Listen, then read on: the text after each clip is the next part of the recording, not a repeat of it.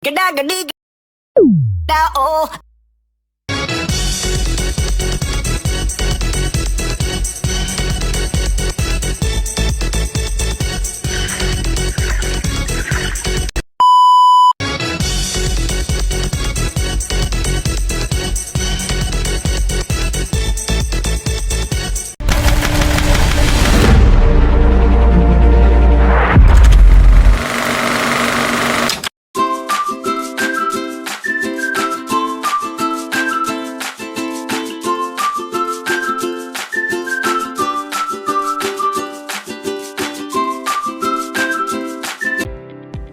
Assalamualaikum warahmatullahi wabarakatuh.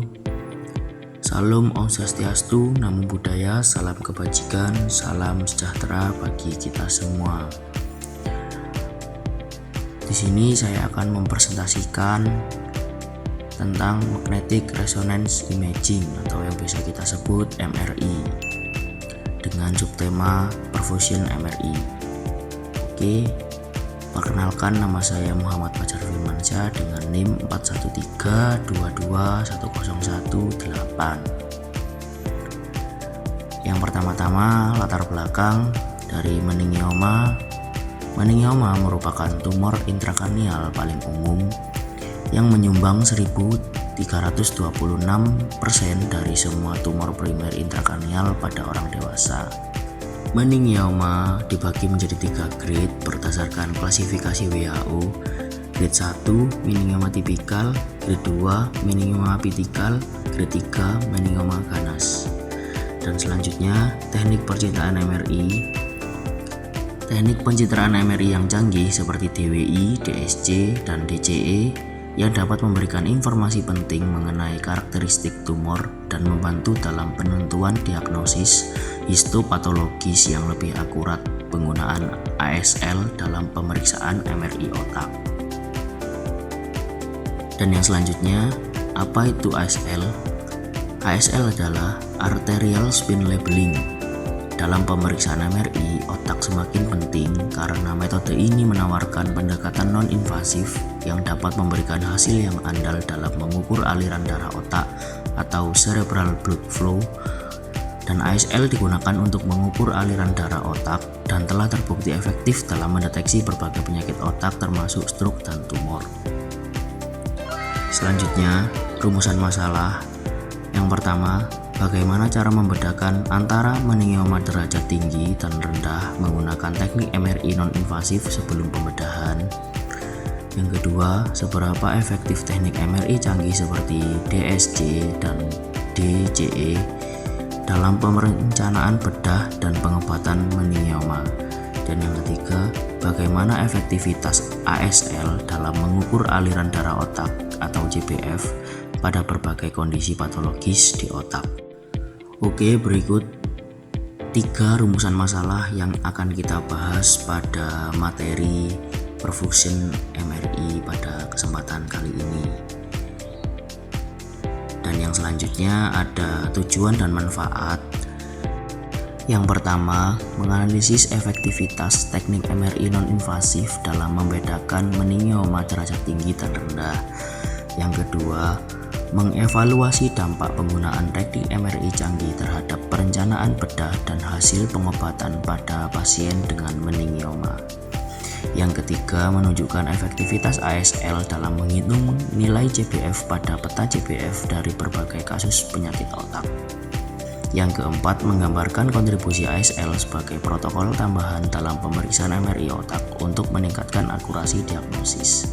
Yang kelima, memahami dan mengevaluasi teknik perfusi MRI dalam konteks pengukuran aliran darah cerebral atau CPF serta untuk mengidentifikasi tantangan dan solusi dalam kuantifikasi sinyal perfusi. Dan yang selanjutnya masuk ke pembahasan. Pembahasan yang pertama ada perfusi meningioma merupakan tumor intrakranial yang paling umum dan memiliki variasi dalam derajat keganasan yang mempengaruhi pengobatan dan prognosis.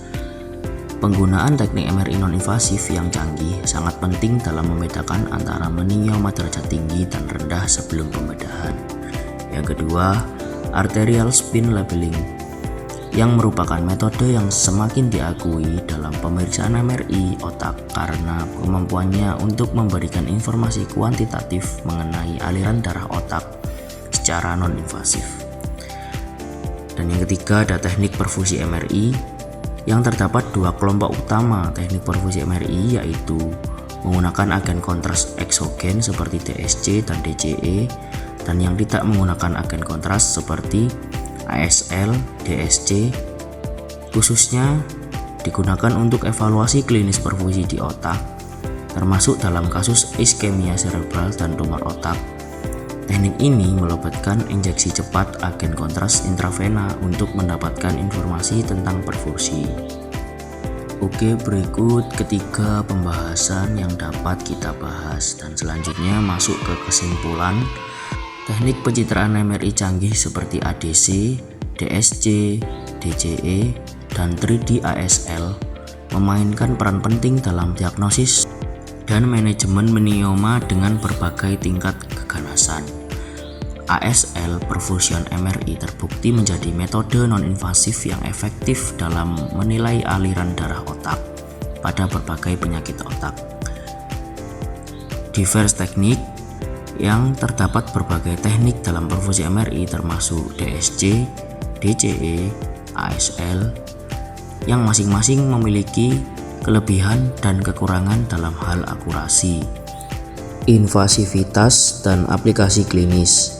Perfusi MRI sangat berguna dalam berbagai konteks klinis termasuk diagnosis dan pemantauan penyakit seperti stroke, tumor otak, dan penyakit neurodegeneratif. Oke, berikut kesimpulan yang dapat saya simpulkan. Kemudian saya akan next ke referensi.